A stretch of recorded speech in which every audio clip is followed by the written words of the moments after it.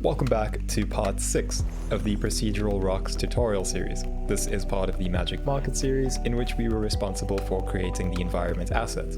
So we've come a long way. We've generated procedural high-res rocks, we have output the low-res rocks, as well as baked out a displacement, diffuse, and roughness all from our high-res rock. We then put that all into a top network, and through that we were able to just output a bunch of rocks, all of them auto-generating our textures for us, and that allows us to do some cool things from here. So let's begin. In Houdini, from where we left off last, we're just going to dive inside of our top net.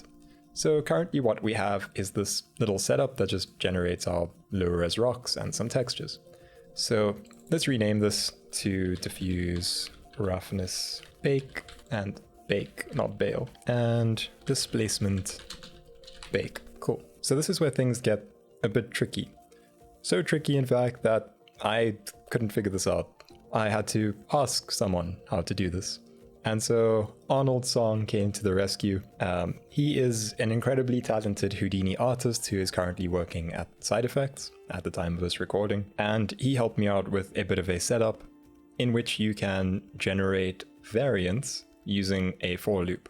And it's a really cool, elegant setup, and I'm going to show you how to do it. So it begins with creating a LOP net. Now, you may be familiar with LOP nets. If not, this is where Solaris basically resides. This is where you will work with USD and Solaris and Karma. So we create a LOP net, and we can call this rock variant generator and dive inside. So inside of our little rock variant generator, now what we're going to do first is a very common practice in attaching materials to a geometry. So to do that, we're going to SOP import. And I want to show you the basics of this before we get into the more hectic things so that you can understand the anatomy of this and not get it convoluted with all of the extra bits and bobs that we're going to add.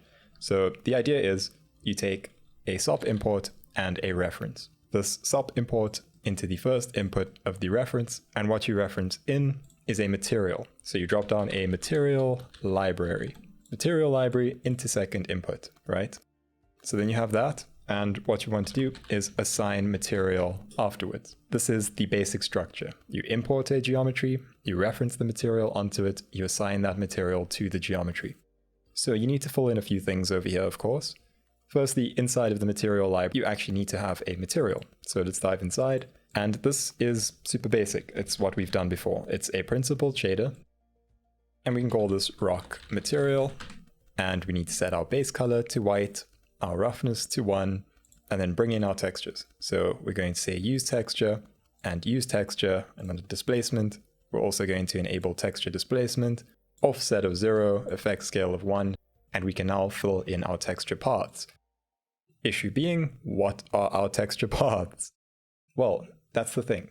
We know that the path is this over here, right? It's this $hip, whatever it may be. So if we choose rock diffuse color 0, this is just for the sake of an explanation, you'll have it looking like this.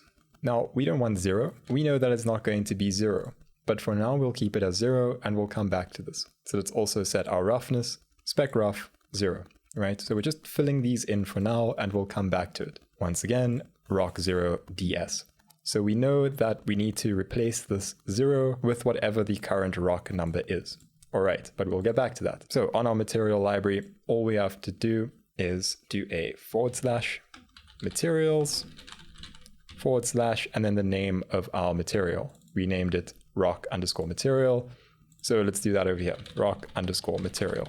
Alternatively, you can switch this to the Solaris viewport and then go back in here to your LOP net, and you can actually see what you're creating over here on the left. So if you select your material library, you can see that you have this rock material, and if instead of putting the material path like that, you want to do it in a different way, you can drag over this rock material and it'll autofill that for you. So this is a much more intuitive way of working with it. You can see what's being generated and you can see where it falls in this hierarchy. Okay, so this is now our material path for that material.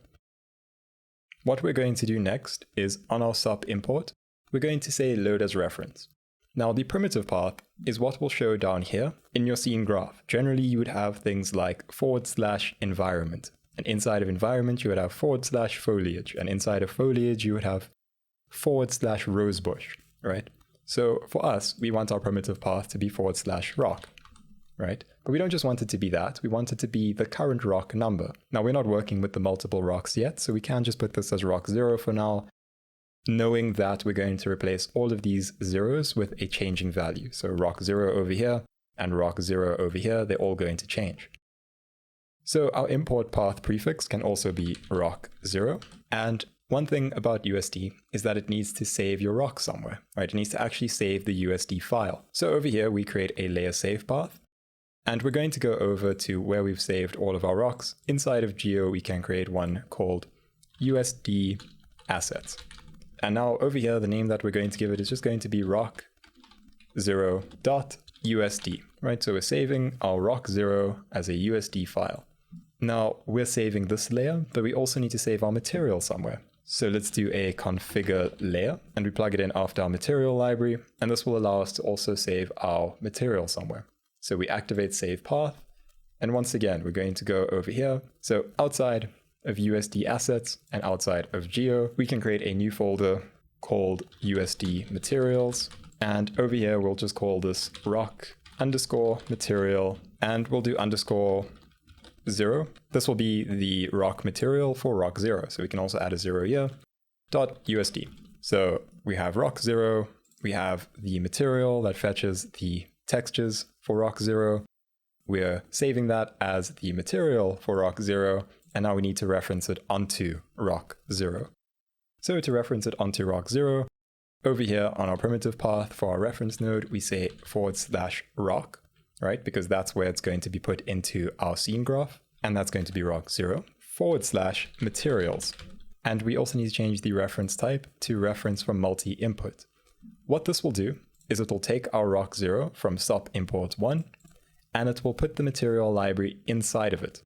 So if you expand rock 0 over here, you can see that there's now materials inside of it, and rock material is part of that. So on assign material, we just need to assign that over here. So over here, we put /rock 0, right? Rock 0 is the primitive. It is this over here. We're looking inside of rock 0 for a material path.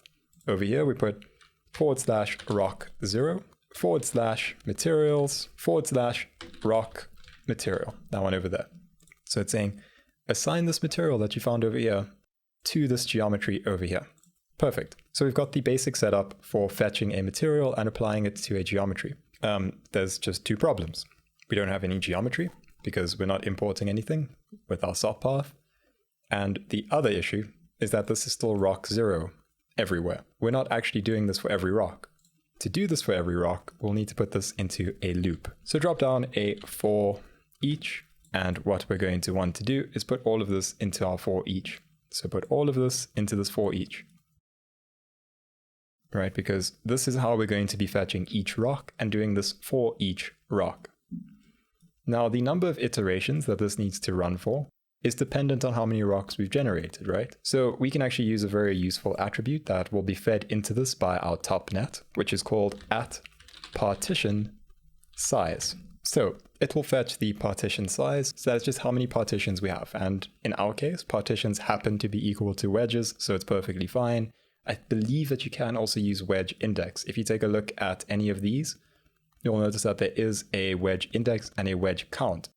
So I believe that you can use the wedge count or wedge total, and it will do the same thing. So in your for each loop, you could use that instead.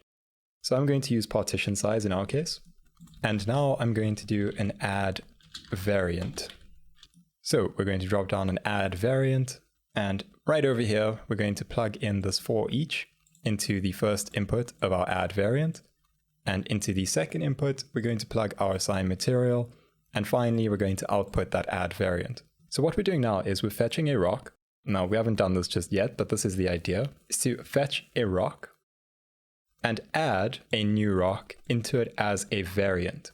So a variant is just a version of that rock. So we'll create a rock, add a variant. Then we take that rock that now has a variant and we add another variant. And we repeat that until we have a rock that has maybe 6 variants to it. So to actually enable that, we need to say create options block. You can see that now this runs as its own loop. And over here for add variant, what we can call this is something like rock underscore asset, right? So that's the name that will show up over here. You can see rock asset now contains rock. When we're done, rock asset will contain rock 0, rock 1, rock 2, so on, so forth. The variant set is just the name of the variant set. So this can be whatever you want, right? This isn't entirely important, but we can call this something like rock asset. And so now the variant primitive is going to be the rock that we want to add. So we're going to put rock 0 for now. However, we're going to change this. Remember, we're going to do this for each rock. So we're also going to give a variant name default. Once again, this can be whatever you want to name it, but I'm going to put over here rock 0. Okay, so we have a for each loop that should add a bunch of variants into a rock asset. Still, the issue being we're not fetching any rocks at all because our SOP import hasn't been set up, and we're only fetching rock 0 in every case.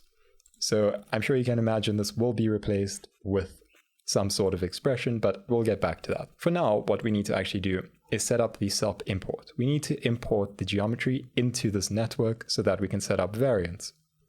So to do that, we drop down a SOP network. We just drop it over here, and this is going to be our geo underscore fetch. Inside of this node, we're going to drop down a file node and a null. The null we're just going to call geo out because this is where we're going to fetch our geo, and then we can use this. So in file, all we have to do up here is put in a bit of an expression. So it starts with backtick pdg input open brackets context option open brackets. Then in here we need to give a name, and it's iteration in all caps, and then we close brackets, comma, and then in inverted commas file / geo, comma 1, close bracket, backtick. Okay, so what is this mess and why are we getting an error? So pdg input will allow us to get the current rock based on the context option called iteration. The context option called iteration is this generated over here. You can see over here, iteration option name, iteration. So it'll fetch the current iteration that this for each loop is on, and that is the number for the rock that it's looking for. Then it will take the geo, right, file / geo from that context option found in pdg input. The simplest way to understand this is we're fetching a particular number rock from our pdg input, which is our top network. So as our rocks are generated, it will feed this in to this over here as our for each loop runs. So what does this help us in doing? Well, it gives us something to bring into our SOP import, right? We now know that this will fetch each rock for us as this for each loop runs.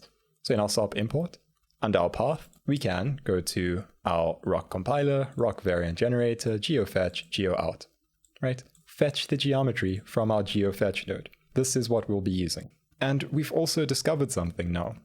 We also know that the rock that is being brought in here will be the iteration number. So we can actually use that context option that we just used, the iteration context option. So over here, instead of just / rock 0, we'll do backtick context option and then open brackets. In here, iteration in all caps, close bracket, backtick. So now, the first time this runs, it'll be iteration 0, right? This will be 0 the first time this runs. So this will be called rock 0. When it runs the second time, it'll be rock 1. When it runs the third time, it'll be rock 2. So we can actually just use context option iteration for all of these. So just Control C, and we'll replace all of our zeros with this context option iteration.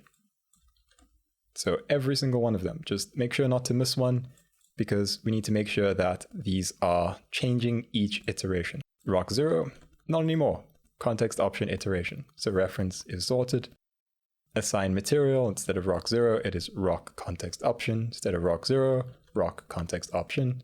Add variant, variant primitive, context option, context option. We're just filling it in wherever our rock has a number. Wherever it is dependent on a particular number, we're filling it in. So that also means on our configure layer, right up here, and inside of our material library, we need to change these over here. So replace this with context option iteration, and we're just doing it for all of them. Right, so pretty confusing, and it still looks broken, but what we have set up is the following. A for each loop that runs. every time it runs, we fetch this geo for that iteration of the for each loop. So the first time it runs, it'll look for rock number 0 and deliver the geometry. So that will be output as geo out. We then call that into our SOP import. So rock 0 gets brought in here, and then all of these over here get adjusted with the current iteration. So to actually use this, we need to now export everything that we've done over here as a single USD asset. To do that, we just put a USD ROP, plug that for each into our USD ROP. And there's only a few things we need to check. Firstly, under output processing, we're going to use relative paths. This just ensures that you can move this folder with all of your rock assets wherever you want, and it will still work. So over here for the output file, so we can just create a new file inside of USD assets called rock compiled asset.usd.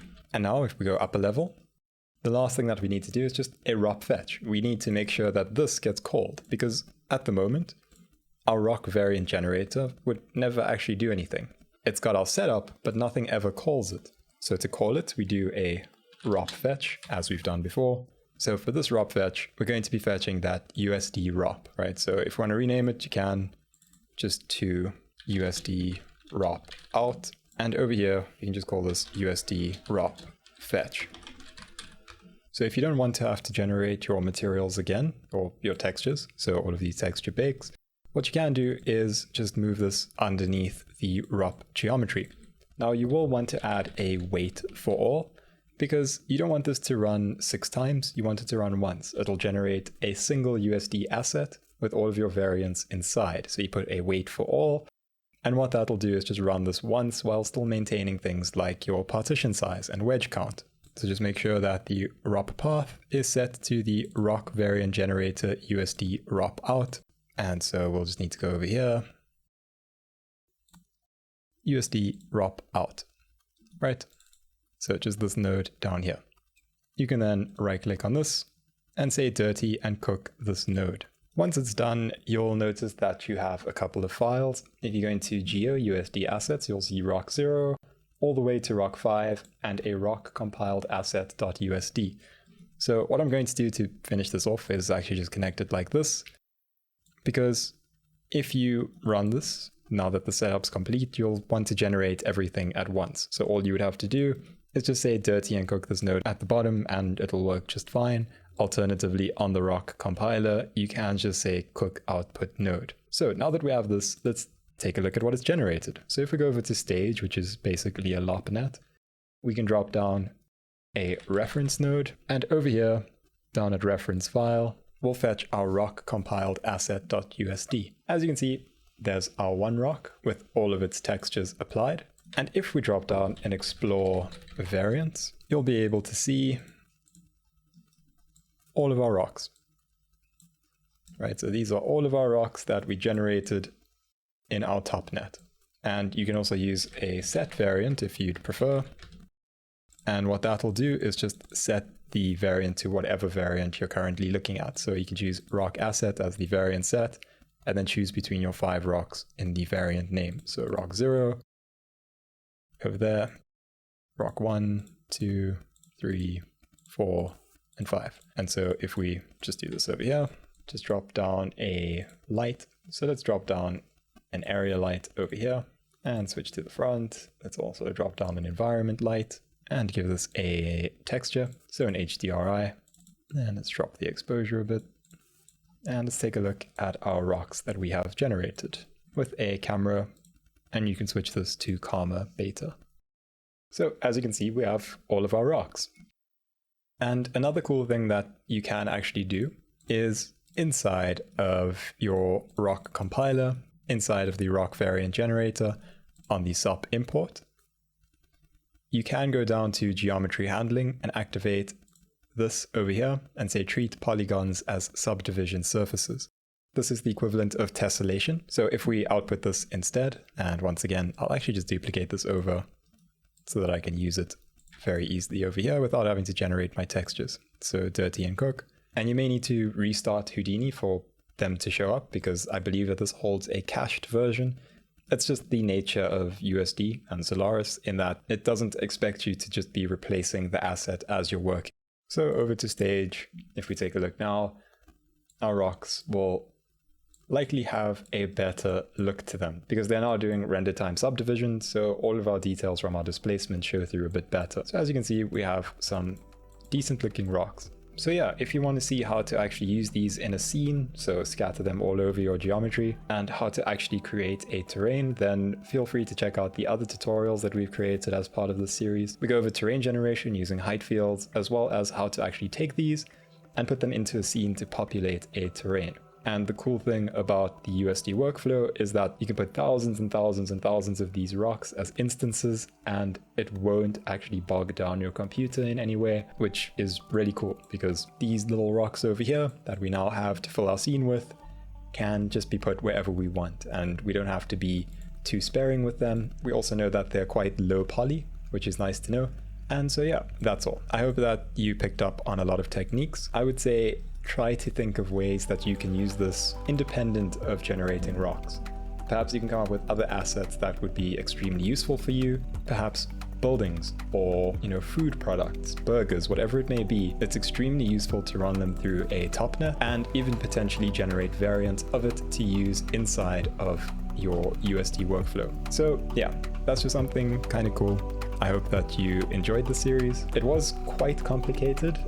I did struggle to get through some of this at some points, and so I hope that I explained everything sufficiently. There were a lot of concepts that I struggled with myself, so I may not have explained it properly, but this is the process that I found that works. So if you want to use this process, it should work for you. And yeah, that's all for this tutorial. I hope to see you around in the terrain tutorial series. We also did a L system series, which you might want to check out. That's pretty cool. So yeah, thanks for watching.